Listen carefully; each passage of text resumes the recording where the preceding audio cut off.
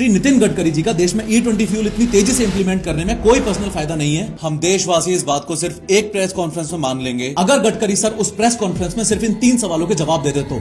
Question number 1, new Delhi में business today summit में आपने बोला था कि गाड़ियों में 20% इथेनॉल ब्लेंडेड फ्यूल डालने से कोई दिक्कत नहीं होती, बाकी देशों में भी है, ब्राजील ने भी इंप्लीमेंट किया है वगैरह वगैरह। तो देखो सर, पहली बात ऐसी है कि दिक्कत तो होती है, आए दिन नए नए केसेस रिकॉर्ड हो रहे हैं जहां लोग E20 फ्यूल की वजह से उनके व्हीकल्स में होने वाली प्रॉब्लम्स बता रहे हैं, बस कोई सुनने वाला चाहिए। दूसरी बात यह कि अगर E20 fuel non compliant cars को डैमेज करता ही नहीं है तो सरकार देश में बनने वाली हर नई गाड़ी को इतनी तेजी से E20 कंप्लाइंट क्यों बनाने की कोशिश कर रही है। और रही बात ब्राजील की, तो ब्राजील ने E20 और E30 खुद के देश में तब इंप्लीमेंट किया था जब उनके मोस्ट व्हीकल्स उस काबिल बन चुके थे और फिर भी उन्होंने E0 और E10 के ऑप्शंस दिए थे। पर भारत में तो ऑप्शन ही नहीं है, भले ही गाड़ी खराब हो जाए E20 ही भरवाना पड़ेगा। क्वेश्चन नंबर 2, जब अपने देश में E20 फ्यूल इंप्लीमेंट करने का ओरिजिनल प्लान साल 2030 तक था तो अचानक से इस पूरे प्लान को फास्ट ट्रैक करके 1-1.5 साल में क्यों निपटाया जा रहा है। 2030 तक रोड पर चलने वाली मैक्सिमम गाड़ियां E20 कंप्लाइंट हो जाती हैं और जनता को कोई दिक्कत नहीं होती।